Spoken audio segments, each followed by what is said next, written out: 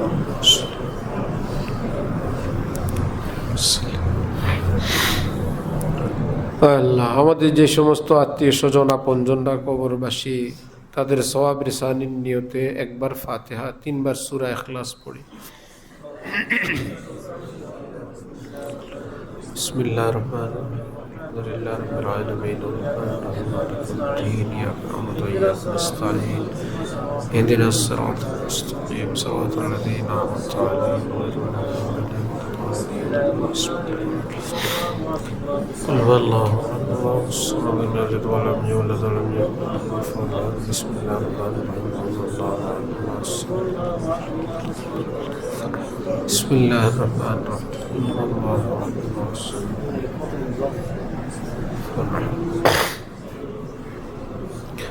যার যত কষ্ট পেরেশানি আছে আমাদের সমাজের, আমাদের দেশের, মুসলিম মিল্লাতের সব পেরেশানি দূর করার নিয়তে একবার সূরা আলাম নাশরাহ লাক যারা পারেন তারা পড়ি। বিসমিল্লাহির রহমানির রহিম। আলাম নাশরাহ লাকা সাদরাক ওয়া ওয়াদা'না আনকা বিজরাক আল্লাযী আনকাযা যাহরাক ওয়া রাফা'না লাকা যিকরাক ফাইন্না মা'আল উসরি ইউসরান ইন্না মা'আল উসরি ইউসরা ফাইযা ফারাগতা ফানসাব ওয়া ইলা রাব্বিকা ফারগাব। 10 বার আস্তাগফিরুল্লাহ আস্তাগফিরুল্লাহ আস্তাগফিরুল্লাহ আস্তাগফিরুল্লাহ আস্তাগফিরুল্লাহ আস্তাগফিরুল্লাহ আস্তাগফিরুল্লাহ আস্তাগফিরুল্লাহ।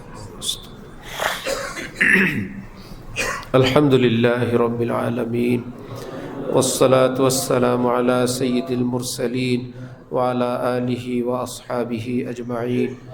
اللهم صل على محمد وعلى آل محمد وبارك وسلم. ربنا ظلمنا أنفسنا وإن لم تغفر لنا وترحمنا لنكونن من الخاسرين. ربنا آتنا في الدنيا حسنة وفي الآخرة حسنة وقنا عذاب النار. رب ارحمهما كما ربياني صغيرا. رب ارحمهما كما ربياني صغيرا. رب ارحمهما كما ربياني صغيرا. ربنا هب لنا من أزواجنا وذرياتنا قرة أعين واجعلنا للمتقين إماما.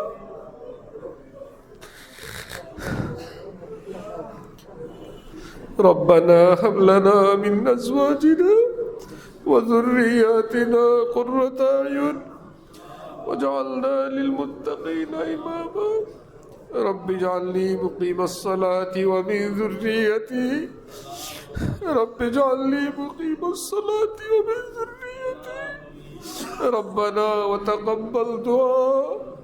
ربنا وتقبل دعاء. يا الله يا رحمن رحيم মেহেরবান। পবিত্র রমজান মাস, 27তম রাত, কোরআনে পাকের খতম, কিছুদিন আলোচনা, আল্লাহ জিকির, দুরূদ, তওবা, ইস্তিগফারের পর আপনার দরবারে আমাদের ফরিয়াদ, আল্লাহ আমাদের সকলকে মাফ করে দেন। আয় আল্লাহ আমাদেরকে মাফ করে দেন। আয় আল্লাহ আমাদের উপর রাজি খুশি হয়ে যান। আয় আল্লাহ আমাদের উপর রাজি হয়ে যান, আমাদের উপর খুশি হয়ে যান। আমাদের উপর আপনি নারাজ থেকেন না আল্লাহ। আয় আল্লাহ রমজান মুবারকের উসিলা আপনি খুশি হয়ে যান, আমাদেরকে আপনার বানায় নেন। আপনি আমাদের হয়ে যান, আমাদের বিবি বাচ্চাদেরকে কবুল করেন, দিনদার নেককার বানান, নামাজি বানান, আল্লাহ ওয়ালা বানান। আল্লাহ আপনার মোহাম্মদ ওয়ালা বানান।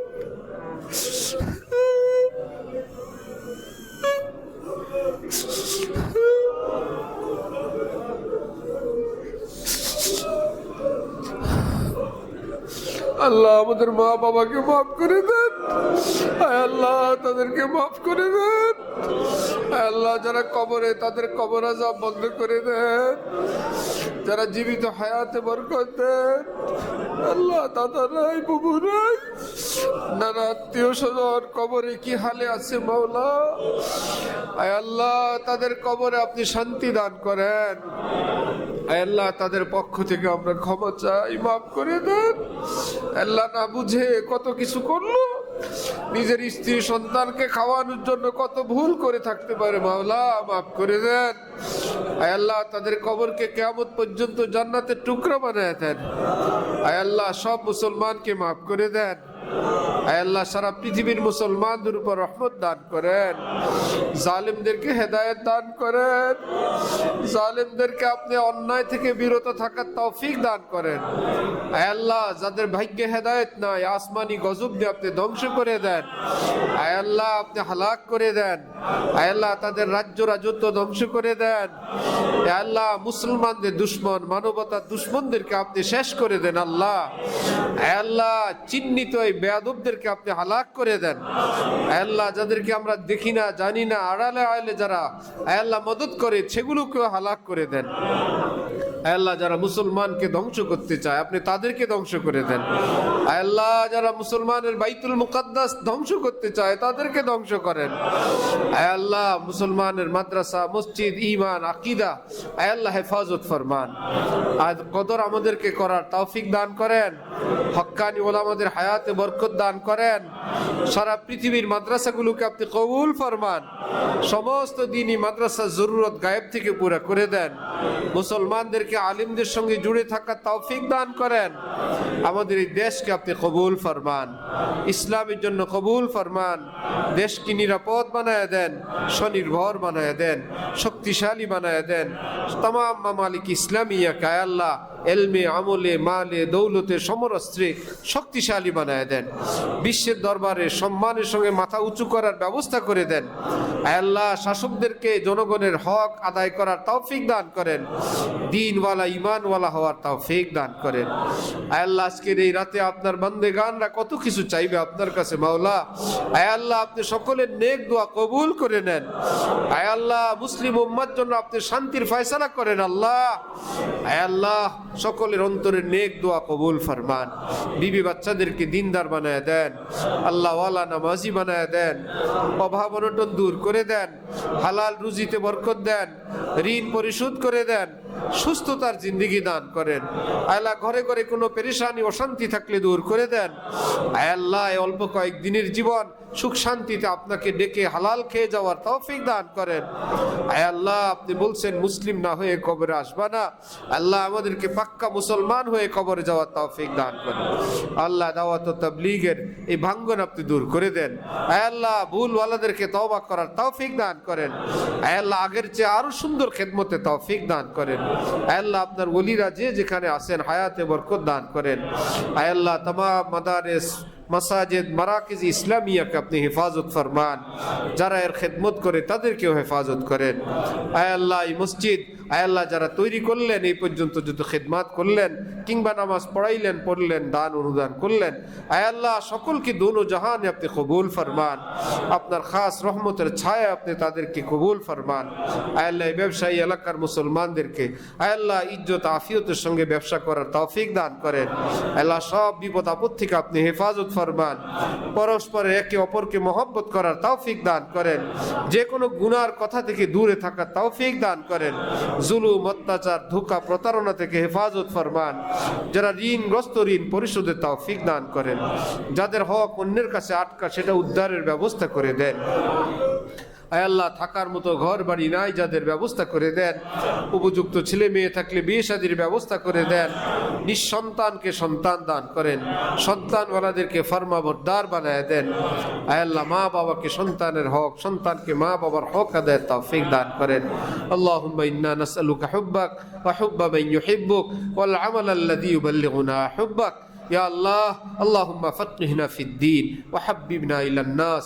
আয় আল্লাহ হাফেজ সাহেবরা বড় কষ্ট করে রমজান ভর আমাদেরকে কোরআনে পাক শুনাইছেন। মাওলা ভুল বিচ্যুতি মাফ করে আপনি কবুল করে নেন। আয় আল্লাহ যারা পড়ছেন তাদেরকেও কবুল ফরমান। আয় আল্লাহ হাফেজে কোরআন দিয়ে যে পুরস্কার আপনি তাদের জন্য মঞ্জুর ফরমান, তাদের খানদানের জন্য মঞ্জুর ফরমান। অনেক ভাই কোরআনে পাকের খতম করেছেন। মাওলা আয় আল্লাহ তাদের এই তেলাওয়াত খতমকে কবুল করেন। তাদের এই সওয়াবকে তাদের খানদানের মুরব্বী, জীবিত, মুর্দা সকলকে দান করে দেন। আয় আল্লাহ আমাদের দোয়া মুনাজাত সরওয়ারে কায়নাত প্যারা নবী হযরত মুহাম্মদুর রাসূলুল্লাহ সাল্লাল্লাহু আলাইহি ওয়াসাল্লামের উসিলায় কবুল ফরমান।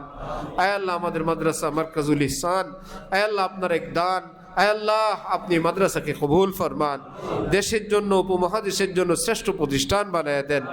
এর জন্য যা কিছু প্রয়োজন ছাত্র, উস্তাদ, অভিভাবক, এলাকাবাসী, দান, সৎকার, সহযোগিতা, আয় আল্লাহ ইজ্জতের সঙ্গে আপনি সব কিছুর ব্যবস্থা করে দেন। যেই ভবনের কাজ নিয়ে আমরা ভাবতেছি ইজ্জতের সঙ্গে সুসম্পন্ন করে দেন।